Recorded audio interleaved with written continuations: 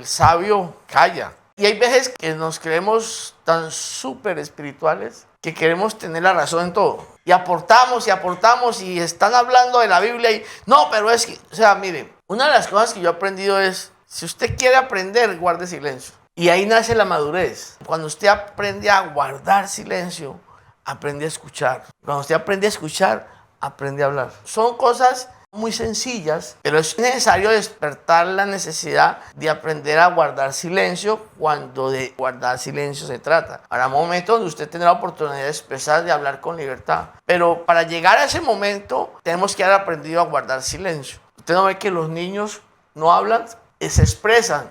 Y los niños, hasta que no llegan a cierta edad, no pueden hablar. ¿Por qué? Porque los niños primero aprenden a escuchar para aprender a conocer las palabras. Entonces, traigamos eso a la vida espiritual. Nosotros como niños tenemos que aprender a escuchar para crecer y poder tener libertad de hablar. Y mira, pastor, ahorita que usted habla de aprender a escuchar, ahí vemos el ejemplo de los discípulos, ¿no? Todo el tiempo que tuvieron, que pasaron escuchando las palabras del maestro.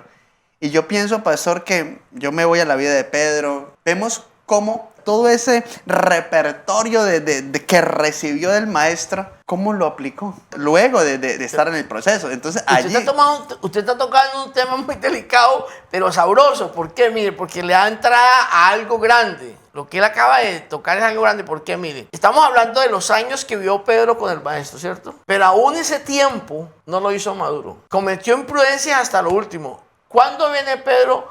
Hablando de Pedro, a manifestar su madurez, cuando el Espíritu Santo viene sobre él. Y tuvo la libertad, dice que después de que Pedro recibió el Espíritu Santo y salió y habló, ya no como Pedro, aunque dice la palabra que al hablar se les notaba el vulgo que había en Pedro por ser pescador, pero se veía que el Espíritu Santo estaba en él. Dice que como 3,000 se bautizaron en aquel entonces.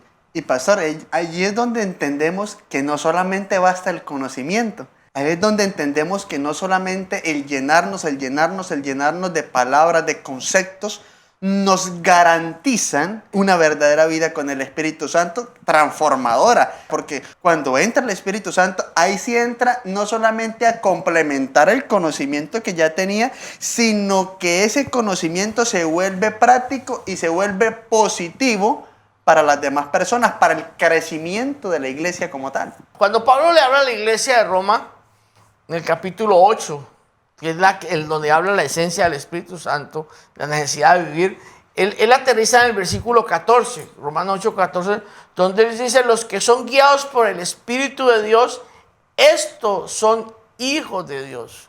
O sea, hablando en términos generales, él le está diciendo a la iglesia, no basta con decir que soy hijo si el Espíritu no está presente.